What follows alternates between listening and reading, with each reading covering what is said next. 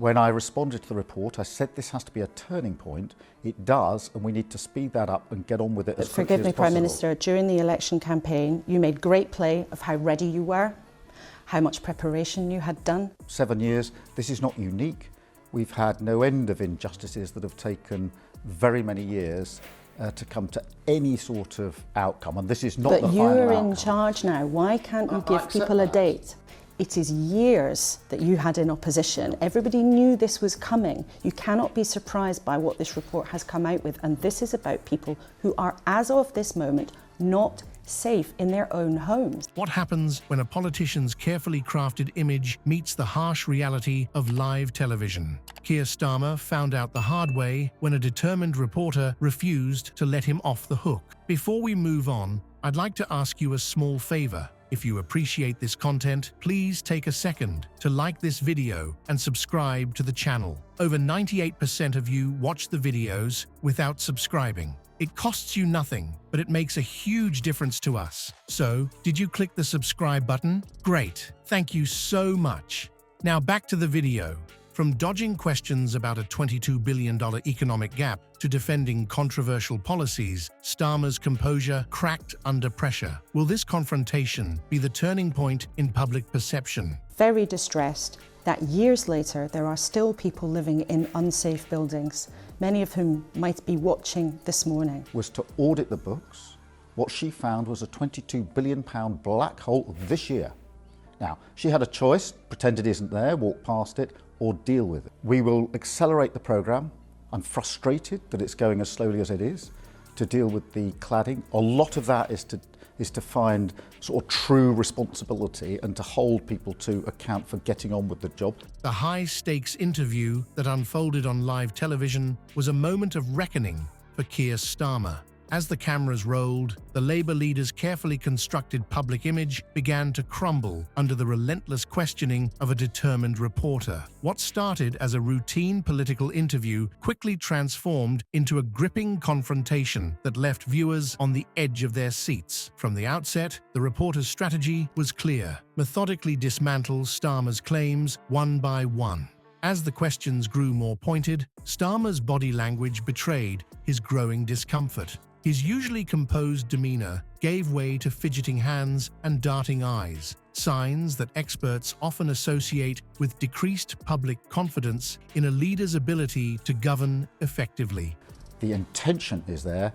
We need to move more quickly on it. So by when will people who are watching this, who are living in blocks that are unsafe, will they be able to sleep easy in their beds without the fear of a cladding fire? Talking though about people feeling great discontent with the state of this country, many of our viewers will have been appalled not just by seeing the publication of the report into the Grenfell fire this week.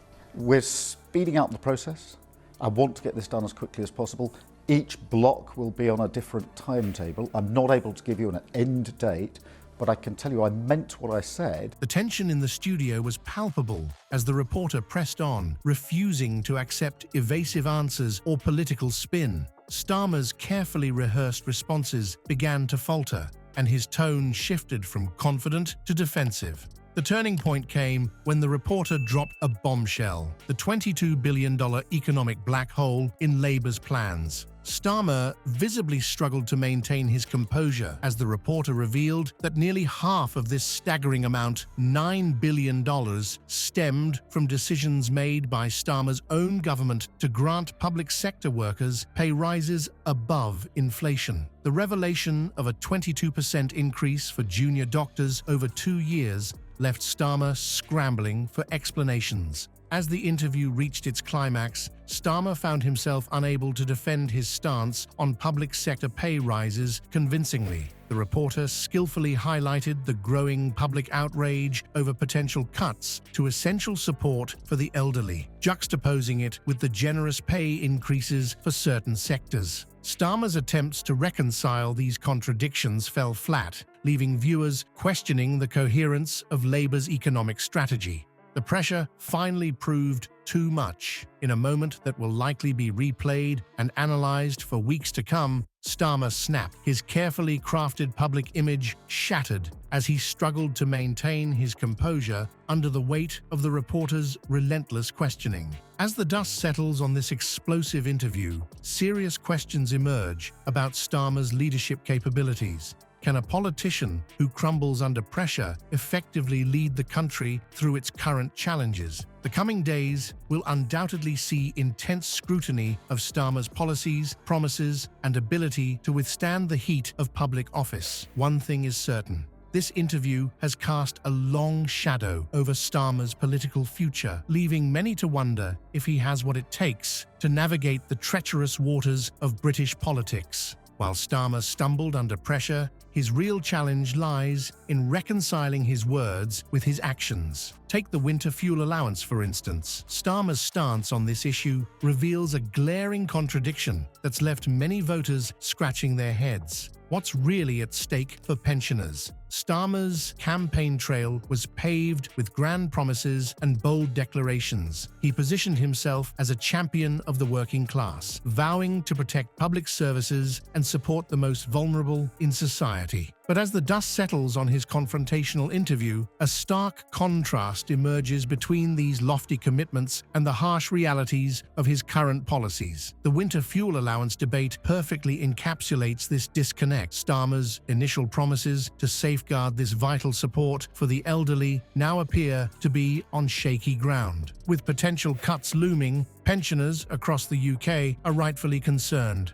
The impact of such cuts could be devastating, potentially pushing thousands of older citizens into fuel poverty during the harsh winter months. Public reaction to Starmer's shifting positions has been swift and largely negative. Social media platforms are ablaze with criticism, with many accusing the Labour leader of betraying core supporters. The hashtag #BrokenPromisesStarmer has been trending, reflecting the growing disillusionment among voters who once saw him as a beacon of hope. But the winter fuel allowance isn't the only area where Starmer's promises are falling short. His much-touted immigration strategy, once hailed as a cornerstone of his leadership, is facing a brutal reality check. The numbers tell a story Starmer would rather keep hidden: a net inflow of 96,000 migrants for the year to 2023. This staggering figure not only undermines his tough talk on immigration, but also raises serious questions about his ability to implement effective policies.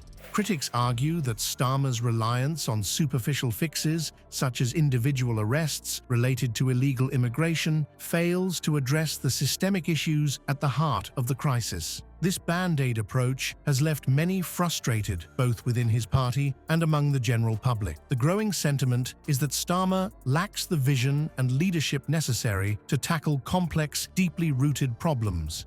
As we step back and examine the bigger picture, a troubling pattern emerges. Starmer's struggles to reconcile his campaign promises with his current policies extend beyond just immigration and pensioner benefits. From public sector pay rises to economic strategies, there's a widening gap between what was promised and what's being delivered. This discrepancy is fueling a broader debate about Starmer's leadership capabilities and his understanding of the challenges facing ordinary Britons. As the dust settles on Starmer's disastrous interview, the question on everyone's mind is clear. Can this man really lead the UK through its current challenges? The evidence is damning. We've seen a politician crumble under pressure, unable to defend his own policies or reconcile his promises with reality. The 22 billion economic black hole, the contradictions on public sector pay, and the failure of his immigration strategy all paint a picture of a leader out of his depth. Public dissatisfaction with Starmer's leadership is growing, and for good reason. His lack of clarity and direction are becoming impossible to ignore. Experts predict that this growing distrust could have serious electoral consequences for Labour, potentially alienating their core voters who feel increasingly neglected. It's time for us, the public, to demand more from our political leaders. We can't afford to be passive consumers of political spin and empty promises. We need to critically examine every claim, every policy, and hold our leaders accountable. The future of our country depends on it. Starmer's performance should serve as a wake-up call, not just for him, but for all of us. The question isn't just whether Starmer is fit to lead, but whether we're willing to settle for leadership that falls apart under scrutiny.